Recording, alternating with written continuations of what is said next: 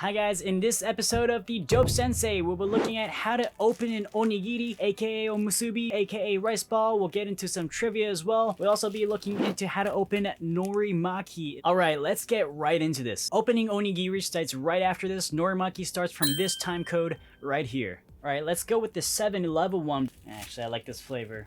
Here it says kobashi bacon to torori tamago. This basically means a savory bacon with runny tamago, runny eggs. That sounds pretty appetizing. I feel like droopy eggs. Alright, let's get into this. Step 1, pull the tab down. And you want to pull it all the way to the back here. And step 2, pull this right here. Pull the right tab. And step 3, pull the left tab. You're gonna get some nori debris here. And there you have it, a delicious onigiri with crisp nori on the outside. Pretty good. There's egg and tamago inside. Definitely worth the hassle. Alright guys, let's go on to the next one. This is from Lawson. It says onigiri ya, grilled salmon, and hogushi means like loosened up. As you can see here, they're flakes. Alright, let's open up Lawson as well.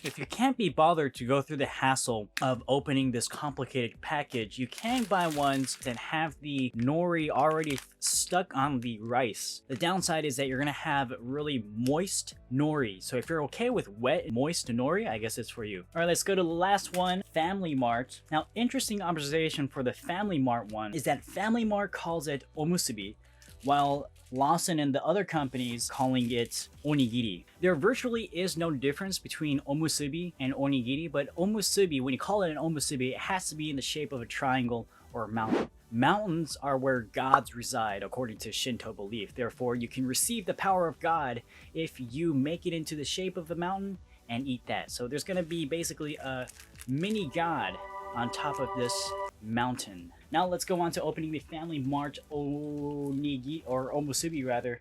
And this is wasabi soy sauce maguro tataki, minced tuna. It's mimicking the flavor of raw minced tuna, but if you look at the back, it's hard to see, but it seems they use thickeners and maybe some shorteners too, like lard and vegetable fats, so it probably isn't the healthiest thing to eat. Alright, same process here.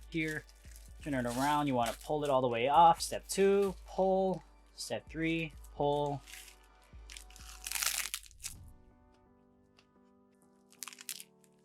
You know, I think the sound of eating nori is good for ASMR. Alright, now let's move on to norimaki. Nori means seaweed, maki means to roll, so it's literally a seaweed roll. Let's start off with Lawson this time, because Lawson actually has the better sort of packaging mechanism. So step 1, you gotta pull this tab right here like that. Step 2, you unroll like that. Step 3, you gotta take off these plastic tabs. And step 4, roll the rice into the nori. And there you have it, a crispy norimaki. I forgot to mention the flavor. This is negitoro, minced tuna, like in the picture here. Negi actually means these green onions here, and it's quite common to mix these together, but even if it's not mixed together, it's actually called negitoro. Alright, let's try out the 7-Eleven one here. So this is kimchi natto. I think everybody knows natto is fermented soybeans. It's fermented, so it has that sort of sticky texture to it, and it's really good for you. I think it has a lot of vitamin K, and fermented things in general is good for your gut biome, I believe. Alright, anyways, step 1, you pull down like that. Step 2, you pull this plastic off here. And step 3, you pull that plastic off again, and then the rest is the same as before. Just gotta go like that. Ooh, all that kimchi natto is really stuck in there. I'm not sure if you can see the strings. That smell, man. The smell of kimchi and natto together, it's pretty powerful. Yeah. Fermented goodness right there. Alright, that is it for this video. Please give this video a like if you found it useful or informative at all. We'll be posting more tips, probably a little bit more interesting and more useful than this. And we'll also be doing some fun stuff in relation to Japan. So please subscribe to the Dope Sensei channel. Check out our past videos around here, somewhere around here. And that is it for today. Thank you very much. See you guys next time.